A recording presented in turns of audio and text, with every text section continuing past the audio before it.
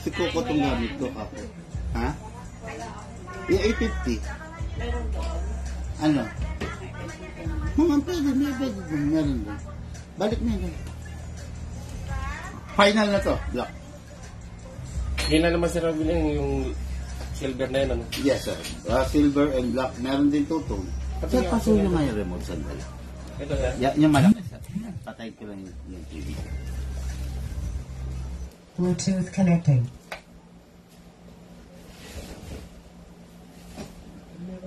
Iba dito ng mga ano. Ito, sir. Yan. Yan. Ito yung two-tone. Yan. Ito, black to. Mas okay na ako sa black, sir. Okay na sa isa black. Okay.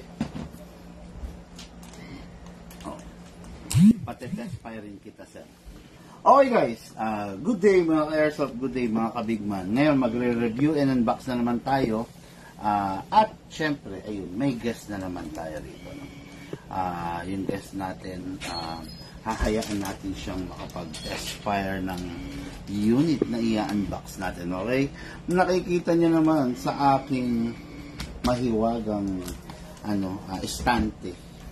No? Ito yung SRC High Kappa series. Okay? What good and special about the SRC? High-end Taiwan to. Premium siya, no? Kasi pwede siya ng 12, pwede siya ng 14 kg at pwede siya ng CO2, no? Alam niyo naman, bihirang-bihira yung unit na capable ng 3 types of gas, no?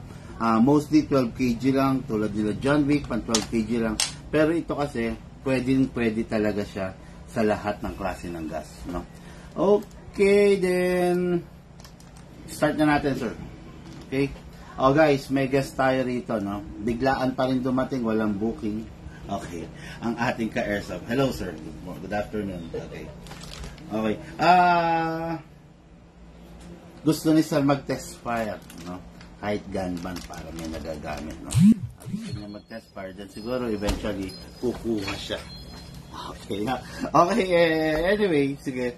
I'm inviting all, no, ng ka-airsoft na gusto makasubok mag-airsoft, no. I-timing nyo, magpunta kayo rito sa shop during ng oras ng unboxing and review natin. Kung gusto niyo makasubok mag-airsoft, kayo yung pagpapuputukin ko that time, no. Okay, start na natin. Look yung target, pake.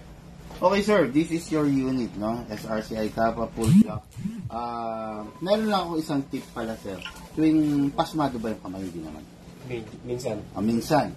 Pagkatapos gamitin, tuwing matatapos, malinis na basahan, lagyan lang ng silicone oil, then hilahilamas lang. Para ma-wash out lang yung mga acid na dala ng pawis natin. Okay, sir, unit ni sir, ang ganda, matte black. No? What good and special about this unit? Kasalak natin, naka-fixed barrel. Okay, naka-fixed barrel siya. Walang kakalog-kalog din. Naka-ano na rin siya. Wala siyang dummy firing pin. No?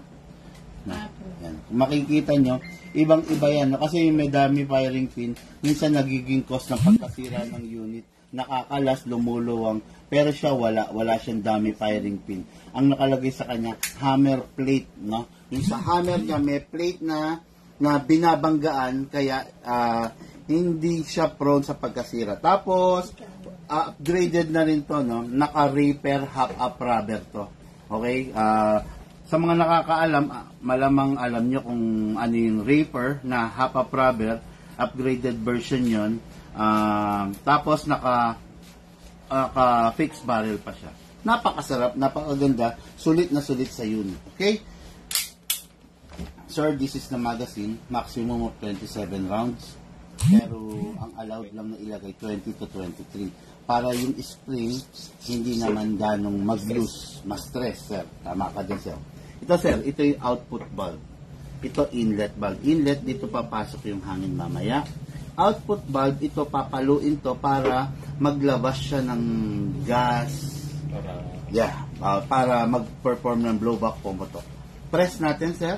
Press, pindutin mo ng konti, then saka mo spray ng oil. Kailangan, sir, nakapress para yung oil papasok.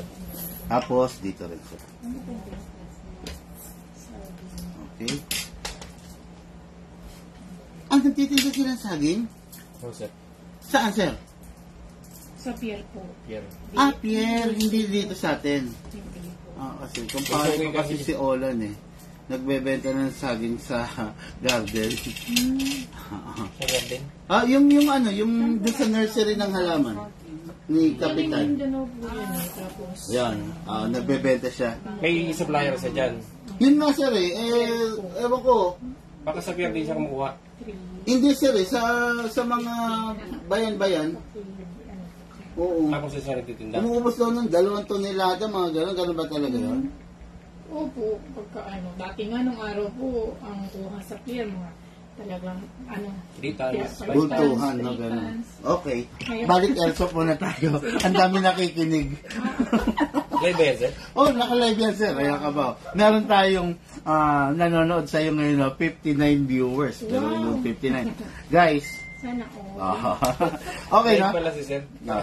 Anyway, vlogger tayo na ka ba? Okay, itong unit na to, ay, nasa magazine na tayo. Meron ng gas, ngayon, ay meron ng oil. Ngayon, lalagyan natin ng gas. Itong unit ni sir, tulad ng sabi ko, lahat pwede. 12, 14, at saka CO2. Ayan, ayan. Ngayon, paggamitin natin si sir ng 14 lang. Wag na CO2 kasi medyo magastos sa CO2, wala ako nakabukas ngayon eh, no? Wala kang Okay. yan, sir. Sa paggagas, sir, laging pataob. Hindi pwedeng paganyan or patayo. Kailangan pataob, isakto mo sa valve, then press down. 1, 2, 3, 4, 5, 6, 7. Okay na yun, 7 seconds, enough na yun para sa isang full rounds, no? Pero pwede mo rin gawing... Kung ano yan, sir, naka-standby, okay lang, no? Okay lang naman, sir. Kumbaga sa battery, yung standby, niya, na hindi magagamit, hindi mauubos, okay lang na. Okay lang, pero wag Kailangan naman i- madalas na ganun. Kasi ang tendency pag halimbawa, talagang matagal na panahon lagi siya merong gas na nakastock. Parang nai-stress yung mga valve niya, yung mga Sa loob o-ring. Talagang mas mababa yung Kung lifespan. sakaling mayroon siya, konti lang ang gas niya o kailang empty ang gas niya. Actually, yung iba sinasabi, nag-iiwan daw ng konti. Sabi ko, hindi, kahit wala. Parang sa spring lang, sir, simple yung comparison mo nung gas niya na matitira at saka yung spring na mayroong naka-standby na bala. Oo. Pareho sila, di ba? Kaya kung ako, kasi ako marami akong collection. Yung sabi naman, pag i-empty mo, alisin mo yung gas, titigas yung mga niya sa loob. Totoo yun. Titigas yung mga o-ring. Bakit titigas? Kasi hindi sila gumagamit ng silicone oil. Kaya tayo gumagamit tayo ng silicone oil para yung rubber hindi maging brittle. Kumbaga, yung oil yung rubber sir, nakamarinate siya sa Nakababad siya doon nakababad siya sa oil. Ngayon, there's no chance na mag-expand siya or kumbaga mag-iba siya ng shape. Yun, ngayon, okay na, may gas na. Pero sir, pwedeng pwede mong dagdagan yan, Ibig sabihin, hindi naman lagi 7 seconds. Halimbawa, magbabanding kayo ng mga anak mo, firing, dagdagan mo na para hindi 10 may... hanggang 15. 10, 15, 20, pwede yun. Yung mga bahaba yung putukan. Yes, sir. Tapos, next thing to do, maglalagay tayong bala. Hatakin natin sa pababa, sir.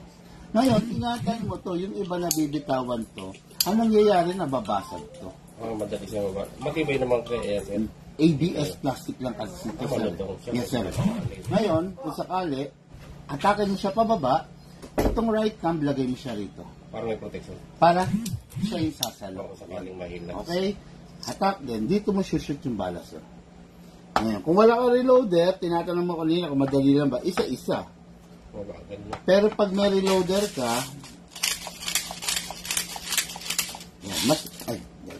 mas mabilis, sir. Mas mabilis maglagay ng bala. Okay?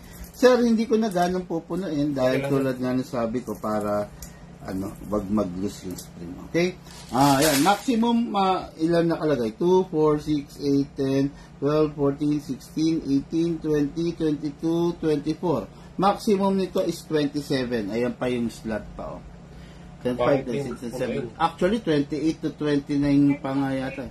Pero yun, wag mo na lang pupunuin, sir. Tapos, okay na yan. Dako tayo rito sa unit. Sa unit, number 1 na kailangan mong laging lalagyan, ay sisiguraduhin na may langis itong part na to.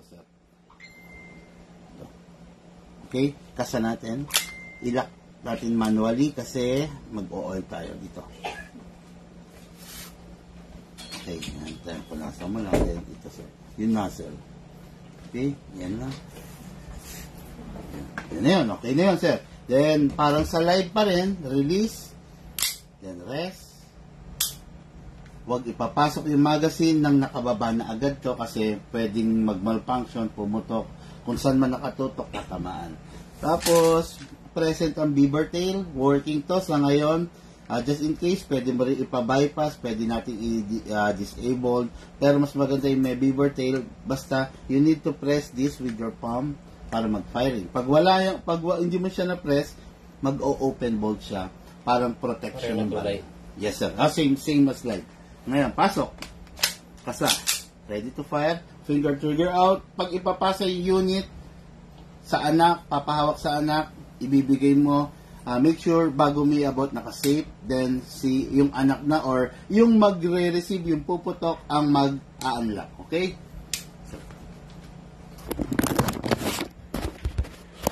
Okay, firing.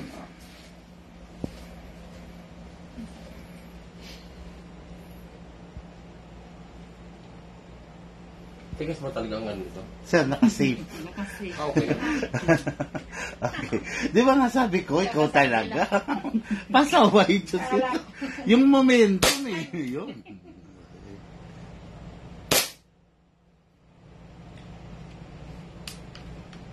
Parang naano ako ah.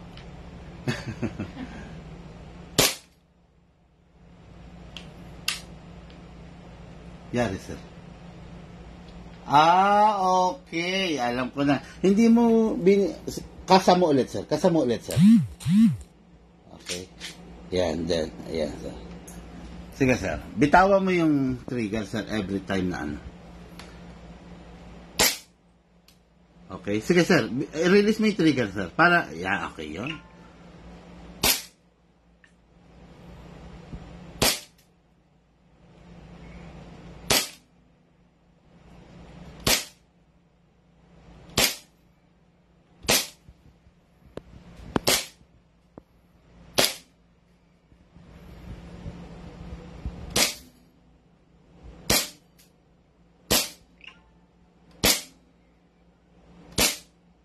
In fairness, ha?